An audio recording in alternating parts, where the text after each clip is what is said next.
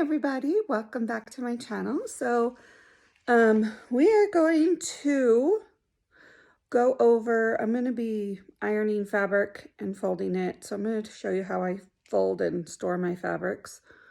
I normally wash and iron my fabric that I use for journals, but quite a bit of this I bought for journals and covers and to grocery store tote bags. If you want a tutorial on that, let me know.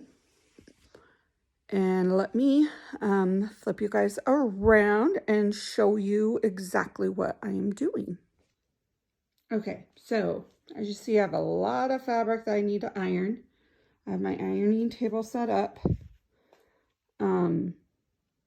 And I have this new island. It's on wheels, so if I need to move it, I can. They are two IKEA cube furnitures. I don't know the name of them. Put together. My husband made it for me with little wheelie things on the bottom. So, and if I don't say things properly, I apologize. My brain is still trying to, I had a migraine for the past few days and I'm, my speech is muddled from it. So let me get this video set up and I will show you how I do all this. When I'm ironing, I like to use a lot of steam. That way it just it's a lot faster in my opinion.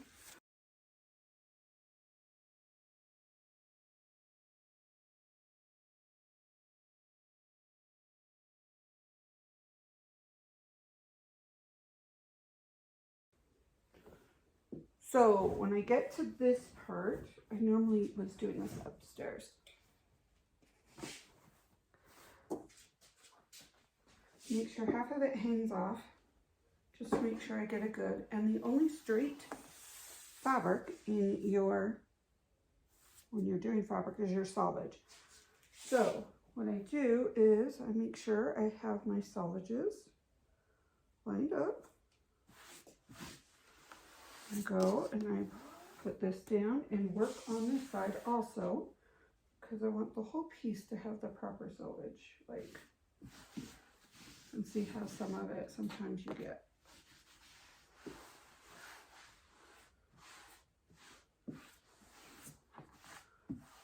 Okay, so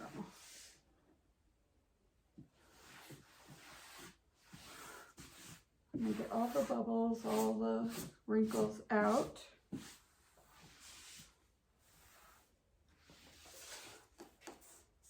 And see how they're overlapping here. This goes.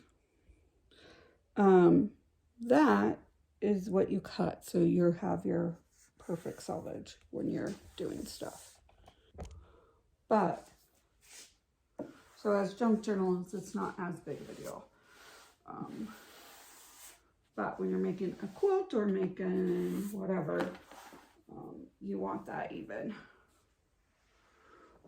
So then I fold this over again.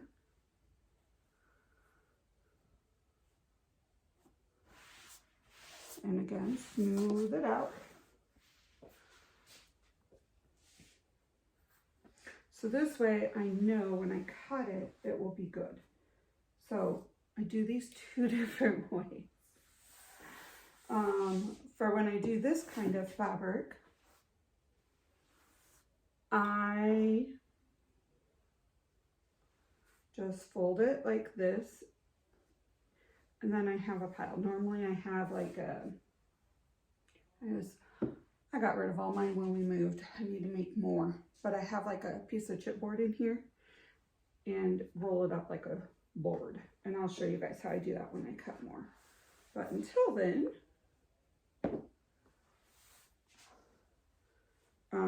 I know I'm using this right away, so I just do like an accordion fold.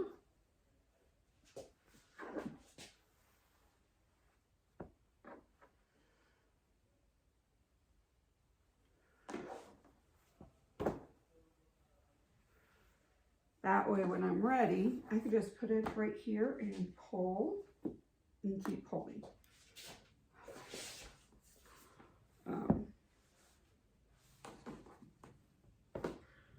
So now what I do is, for right now, I put them under here. I have a stack of them under here that are current projects.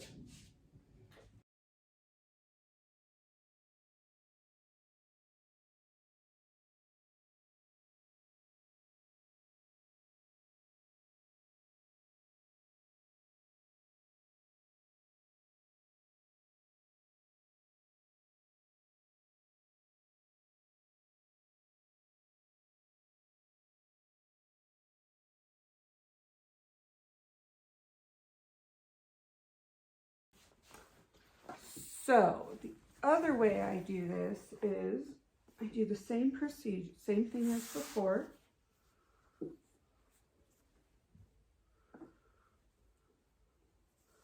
Smaller pieces of fabric are easier to do than when you're dealing with a couple yards. And kind of just fold it out. Take this top, put it over down, and then I do one more fold. Because I store my fabric in a dresser. So I like them small, and I just kind of do a little and fold it up.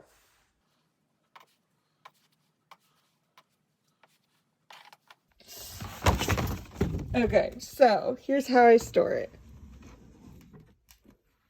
These are all my quilt quality fabrics. I do separate my quilt quality versus Joann's because they are different thread count. Except for these little pieces right here. But